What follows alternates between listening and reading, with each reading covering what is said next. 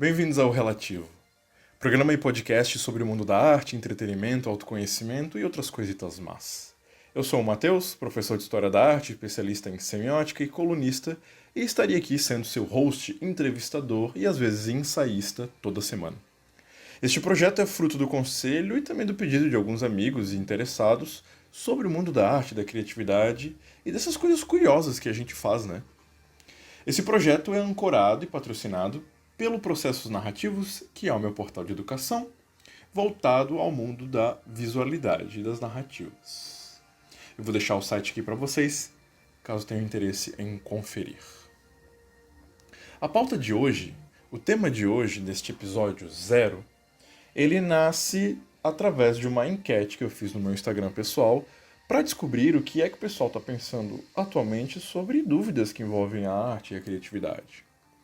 Então, o relativo de hoje se pergunta: qual é o limite da arte? Essa foi a melhor pergunta feita. É a melhor porque me ajuda a englobar todas as outras perguntas específicas que o pessoal fez, que eu vou ler hoje também. Para abrir basicamente o tema de hoje, me veio à cabeça um filme que vi pouco tempo atrás, do Woody Allen, como diz lá o Dudu Vier, que é o Manhattan de 1979. Logo no início do filme, uma das personagens do Woody Allen está conversando com um colega e eles conversam sobre o seguinte, abre aspas. Eu acho que a essência da arte é oferecer algum tipo de resposta para que você possa descobrir sentimentos que não sabia ter. Aí o outro amigo vem e fala, talento é sorte. O importante na vida é ter coragem. Quer ver? Ouve esse exemplo. Estamos passando por uma ponte e vemos alguém se afogando. Qual de nós teria a coragem de pular na água gelada para salvá-lo? Esta é uma questão chave. Eu não sei de nada, eu nunca teria como enfrentar esse desafio, pular na água gelada. Fecha aspas. É muito curioso porque nós temos duas pegadas nessa conversa. Uma pegada extremamente emocional e abstrata sobre a arte deve me oferecer sentimentos que antes eu não tinha, me fazer ver sentimentos que eu ainda não sabia que tinha, enquanto que o outro amigo fala, talento é sorte, desafio mesmo é ter coragem de tomar uma atitude de salvar alguém se afogando. Esse tipo de dualidade entre a emoção da arte ou a coragem de tomar uma atitude também em meios e mídias artísticas é um grande debate que se tem há muito tempo. E é por isso que a gente acaba tendo mídias diferentes, ou seja, veículos de comunicações diferentes, com atitudes artísticas também diferentes. Afinal, sim, vão ter artistas que vão querer te pegar apenas pelo seu emocional. É aquele tipo de arte que a gente sai depois de um concerto ou de um filme e fala: não tenho palavras, mas eu estou amplamente movido. Ou vão ter outros tipos de artes que a gente poderia chamar mais matemáticas, que é mais fácil a discussão, que as coisas cabem em seu lugar exato. Vou trazer uma citação de uma teórica que eu acho fantástica, que é a Faiga Osturer, que ela fala o seguinte: quaisquer avaliações na arte, assim como em outras áreas de conhecimento, só fazem sentido usando-se como referencial os termos da própria linguagem e não um referencial externo a ela. Em outras palavras, segundo ela, só se avalia música pensando teorias e práticas da música. Só se avalia gastronomia pensando a experiência gastronômica. Só se avalia pintura usando as referências do mundo da pintura.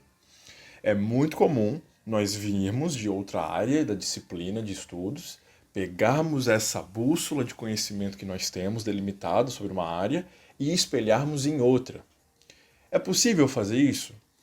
Eu diria que essa própria experiência de traduzir a tua experiência de uma coisa que tu sabe em outra vai gerar sim já uma visão criativa nova, uma visão sim nova, porque você vai ter que chocar dois mundos distintos. Mas por causa disso, você sempre terá uma experiência criativa diferente do que aquela mídia te pede.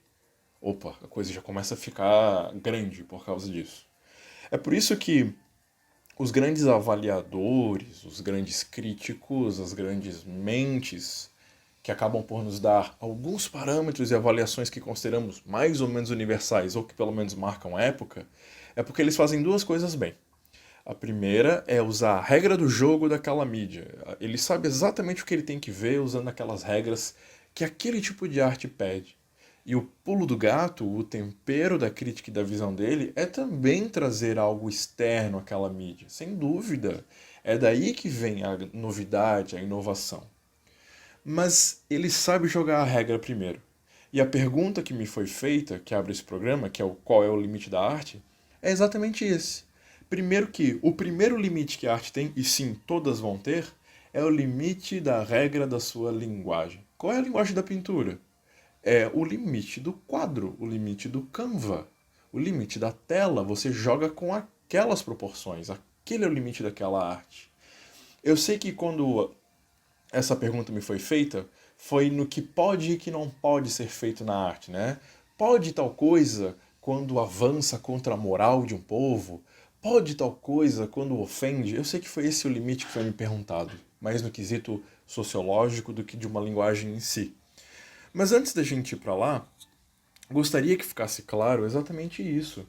Sim, há como ler todo e qualquer tipo de arte, porque assim como ela foi criada segundo um alfabeto próprio. Assim como a língua portuguesa tem as suas regras bem delimitadas sobre o como uma palavra soa e ao que ela se comunica, por que que a palavra vaca, V-A-C-A, se comunica com aquele animal malhado que está lá no pasto, que tem chifre, que dá leite, né? O que que essa palavra tem a ver com aquele animal? É um link, né? A palavra evoca na sua cabeça a imagem daquele animal. É um efeito quase que mágico, né? Evoca na sua mente. Então tem um link entre aquelas letras e aquele bicho. A mesma coisa vai se dar com paleta de cores, a mesma coisa vai se dar com acordes musicais e alguma coisa parecida também vai se dar num roteiro cinematográfico.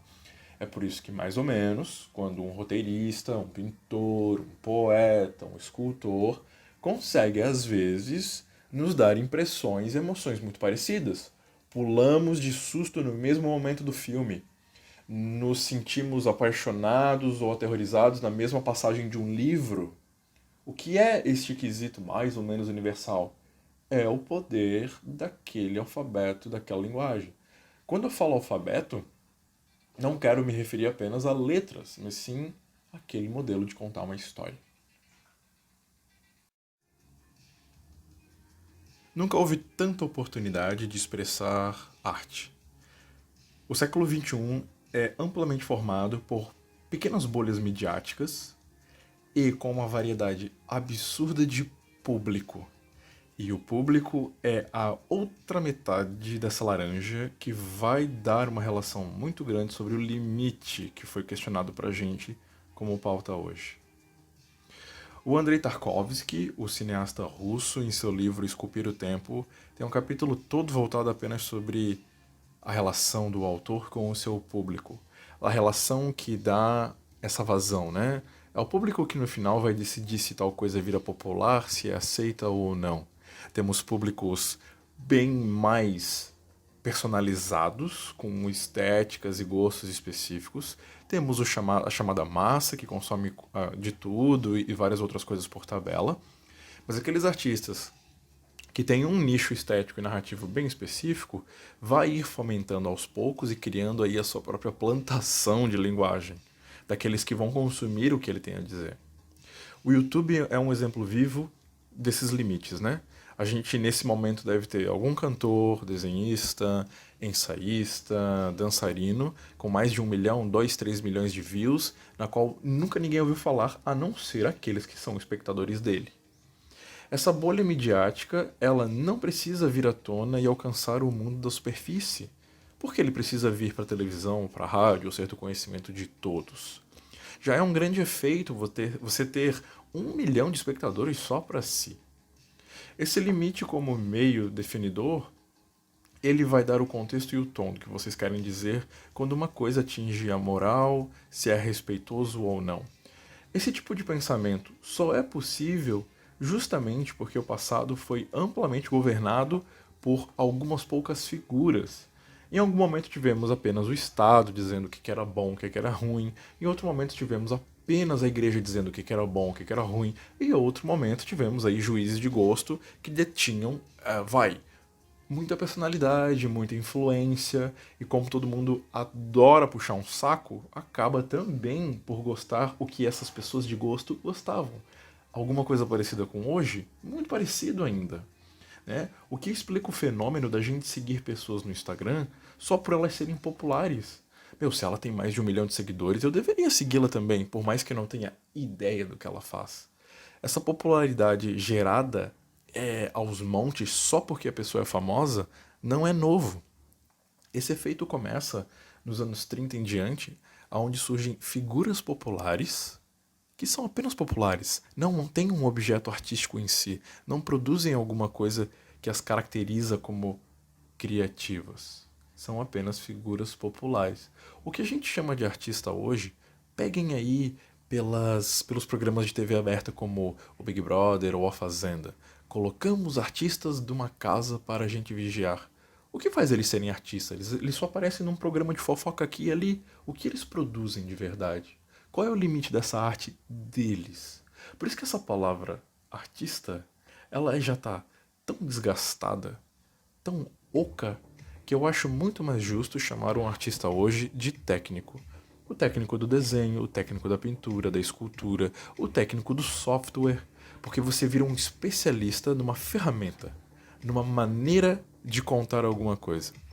O meu sempre perspicaz amigo Mauro, que participou da nossa enquete mais cedo sobre o tema de hoje, afirmou o seguinte: tecnologia e arte. O preconceito de aceitar novas tecnologias como arte.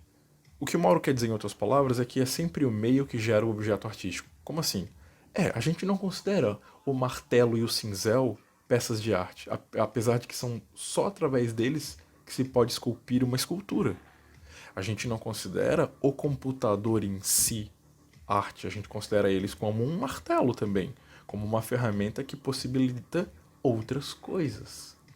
É bem verdade que quanto mais o tempo passa, mais a gente vai vendo certas ferramentas como um meio catalisador, e essas ferramentas acabam indo para o museu, como uma lembrança de que sem aquilo não teríamos feito os determinados avanços. E por um acaso, de um dia por outro, aquela ferramenta se torna uma peça de arte. Assim como uma colher de barro da Mesopotâmia. É apenas uma colher de barro. A colher que está ali na tua gaveta agora, que é feita de plástico, de alumínio e ferro, que demorou centenas de anos para a gente ter a tecnologia para produzir, você não a olha com um apreço e um prestígio de uau, isso aqui é uma peça de arte.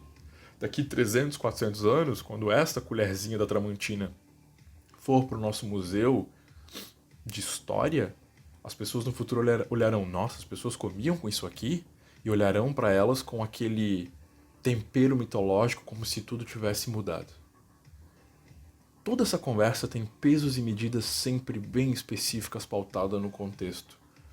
A história sempre prova pra gente que na verdade a gente não evolui, a gente simplesmente troca de jogo, como se fosse um filme, como personagens de um novo teatro. Como a gente se vestia no século XVIII, como a gente se vestia no século XIII, como a gente se veste hoje. A história não evolui, a gente simplesmente troca de regra de jogo. Algumas regras acabam por se fundamentar, ficarem mais ou menos universais. O que a gente chama hoje de literatura universal, desses livros e temas que sempre estão de forma robusta na atividade humana, a morte, o amor, filhos, o planeta, a natureza, a guerra. Algumas coisas a gente começa a perceber que são cíclicas na experiência do cotidiano humano. Talvez não no nosso cotidiano como pessoa, como indivíduo, mas nesse coletivo que tem durado até hoje. Então esses temas perduram. Outra coisa que nos faria pensar o limite da arte são os livros, ou os filmes, ou outros tipos de obra que abordam temas grotescos ou considerados universalmente imorais, como por exemplo a pedofilia, no livro Lolita do Nabokov. Pedofilia é um caso extremo de sempre muita discussão sobre o limite que inflige a dor no outro. Mas por que esse livro é considerado um clássico, sendo que pedofilia é um assunto terrível? Por isso que eu falo que não é o objeto que conta, é sim o como se fala, como se conta ele. Qual é o poder da poesia nesse sentido? Por que avaliar um tema sobre os olhos da arte nos faz refletir? A morte é considerada uma dor extrema, mas a maioria dos filmes que mais passam hoje nos catálogos de cinema é filme de ação e assassinato. Por que nesse âmbito é possível ver um filme assim, mas quando esse assunto é trazido no almoço, ele causa histeria?